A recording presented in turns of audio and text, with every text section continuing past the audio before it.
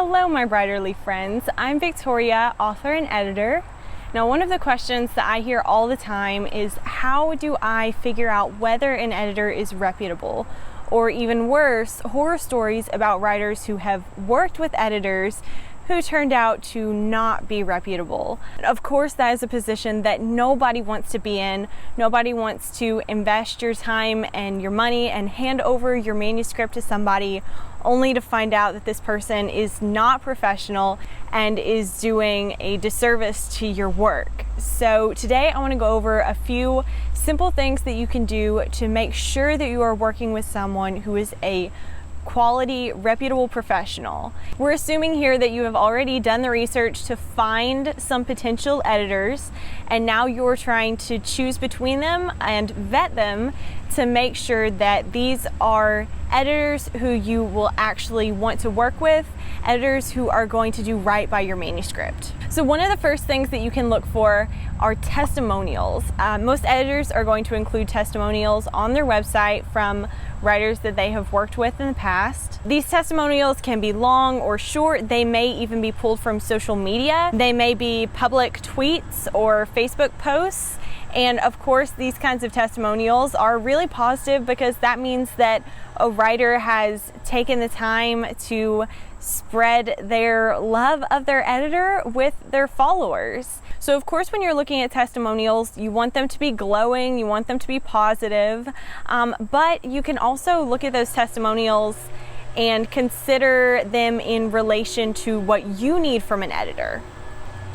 Think about the skills that are going to be necessary for your specific work and look to see if other clients that this editor has worked with has mentioned those specific skills. Also pay attention to how the previous clients talk about the author-editor relationship and whether that's, again, what you're looking for in an editor. Another simple way to vet an editor, which you may have already done if you found an editor this way, is through referrals. Of course, a writer, somebody who you trust, referring a professional to you is great. That makes your job a lot easier. But that said, remember that the author-editor relationship is not a one-size-fits-all. The perfect editor for one person may not be the perfect editor for somebody else. So while referrals are fantastic, don't forget to continue to do your homework and make sure that you are going to have as positive an experience with this editor as the referring writer did. Also, look at the editor's specialties. While specialties don't have anything to do with the overall quality of the editor's work, it is crucial for making sure that they are the right editor for you. You need to make sure that your editor works with your genre and your age group, and also that they offer the type of service that you need for your manuscript. Some editors only do developmental editing, others only do line editing. So make sure that you understand what you need and find an editor who offers that service. Another thing that I really recommend here is to ask the editor what genres that they read. While it's great to work with an editor who has experience editing your specific genre, that is not necessarily the end of the story. Editors, especially freelance editors, do not always have a ton of control about the genres they work with, especially when they're just starting out. So an editor who has a ton of passion for sci-fi and who has read extensively in sci-fi and is extremely knowledgeable about the genre may just not have had many sci-fi manuscripts come across their desk. But they still have all of the knowledge and the understanding of that genre that they need to do a good job editing it. Personally, I would rather have an editor who is passionate about my genre than one who has a ton of experience in it. Also make sure that the editor understands and has experience with the type of English that you're using. So if you're using American English, Canadian, British, most editors can switch back and forth without much trouble, but it's a good question to ask to make sure you're on the same page. As far as credentials go, of course, they're not conclusive in themselves. You can have a terrible editor who has degrees and memberships for days, and you can have a fantastic editor who has none of the above. But it does obviously demonstrate a level of commitment and experience in the craft. So when you're looking at degrees, you can look for editors with degrees in literature, English, writing, and of course memberships with professional organizations like the EFA, the Editorial Freelancers Association, also ACES, the American Copy Editors Society. Those are the big ones in the United States. Canadian editors may be a member of Editors Canada, and in the UK you have the Society for Editors and Proofreaders.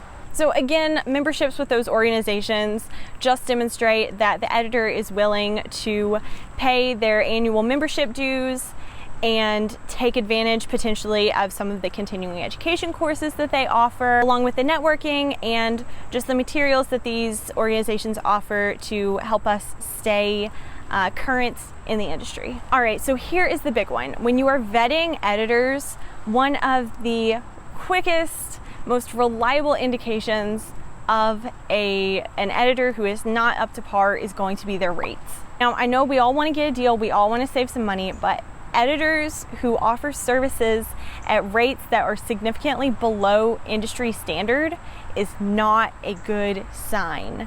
So just like everyone else, editors are working to make a living, and even though a lot of us charge per word or per page, it all boils down to an hourly rate. And editors who are charging significantly below industry standards are obviously making a low hourly rate.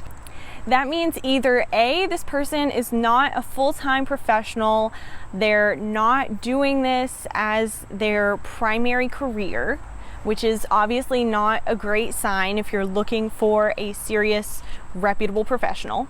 Or the other option is that they're charging these low, let's say per word rates, and then they're rushing through the material, getting through it very quickly, and thereby earning a higher hourly rate. So in this case, obviously the editor is not devoting the amount of time to your work that they need to. And I hate to phrase it this way, but you get what you pay for. That's kind of the way it is with editing. If you pay $300, you're going to get $300 worth of work. And if your book needed a full 3-pass edit, then that $300 is not going to cut it. And chances are when you're working with someone like this, you're not going to get what you need for your manuscript, and you may even wind up making your manuscript worse. If you're in the situation that you just cannot afford to pay the standard industry rates, a lot of editors offer services that are less in depth, like manuscript critiques that are going to cost less because they require less work. And then a lot of editors will offer payment plans if you ask. So I would definitely suggest doing that before going with somebody who is not reputable, because it's just not going to be a good outcome for you or your manuscript. Now, if you're wondering what industry standard rates are, I'm going to put some links in the description box that will kind of break that down for you. Of course, these are going to be kind of ranges, but it will give you an idea. Obviously, if somebody is charging way less than what is listed, not a good sign. Okay, the last thing that's kind of a point of contention is the sample edit. Now, a sample edit can be fantastic for finding that perfect editor for you. Personally, I do sample edits for all of my prospective clients who are going to need low-level editing, so line editing, proofreading. For developmental editing, it's a little bit difficult because there's really no way to do a good sample edit. I can give you some notes on the first chapter, just some basic feedback, but the thing about that is, A, it's really not indicative of what the rest of the developmental is going to look like, and B, a lot of first chapters have kind of the same mistakes. I'm going to be saying the same thing to a lot of people. The story starts too soon, introduce conflict earlier, orient the reader, all of that stuff. It's not really, it's a little bit difficult to get into it in the first chapter. So with developmental edits, I just try to have a good conversation with the client and make sure we're on the same page and try to suss out whether we'll be a good fit that way. For things like line editing, I always do a sample edit. It's great for the client because they get to see the edits on their work And it's good for me because it helps me understand exactly how long this edit's going to take so that I can give them an accurate quote. Now, some editors charge for their sample edit. They charge a nominal fee, and if you hire them, that fee comes out of the overall fee. Some editors do this just because they don't have time to do a ton of free sample edits. Maybe they're getting approached by a lot of authors who aren't hiring them, or maybe they just are getting approached by a lot of authors and just flat out don't have time. An editor who charges for a sample edit, there's nothing wrong with that. There's nothing unprofessional about that. It's just the choice of the editor. Some editors do not offer sample edits at all. Again, this does not necessarily mean that the editor is not reputable. However, it obviously does minimize your ability to determine whether you and that editor are going to be a good fit. There have been writers who have taken advantage of editors by basically shopping around their manuscript, getting a sample edit of the first chapter, the second chapter, the third chapter, and then Frankensteining together all of these free sample edits. Of course, you're not going to get a good edit out of that, but you are going to get a free edit. So to stop that, some editors have stopped doing sample edits altogether. Others, like myself, specifically request the first chapter, so they can't offer up the 27th chapter. So when it comes to sample edits, it's really just what you're comfortable with. Any of these behaviors on the part of editors do not indicate professionalism. It's just a choice. What is best for their business and their clients. And of course, you as the writer have to make the choice about what is best for you and your manuscript.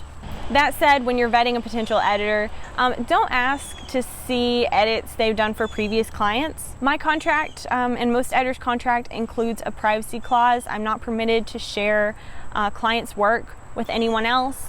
And as soon as I have been paid the final fee for my edits, that work no longer belongs to me. The client purchased it and they purchased the copyrights to it. So I do not own those edits anymore. I never owned the work that they were on. So when you're vetting editors, don't ask to see edits that they've done for other clients. If they have work that they have permission to share, it will probably be on their website. So all of this is important for vetting your editor and making sure they are a reputable professional, somebody you want to work with. But when it comes down to it, the best indicator is going to be your gut. Do you feel good with this editor? Do you feel comfortable handing this person your work? Do you feel like you're communicating well? Are you on the same page? If you have any hesitation, ask them questions. Try to get it all out in the open before anybody signs on the dotted line. You would always rather address these issues at the beginning before you get going than when you're halfway through the project and you realize something isn't right. So if you have any reservations in the beginning, just get it out there, get it taken care of. And you know what? If you're not the right fit, if this isn't the right editor for you, nobody's going to be upset. I promise that the editor is going to wish you luck and hope you find somebody perfect to work with. So I hope this has been really helpful. I hope you feel more confident moving forward as you search. So if you have any questions, feel free to reach out, leave comments, and don't forget to like and subscribe. And happy writing, and I'll see y'all next time.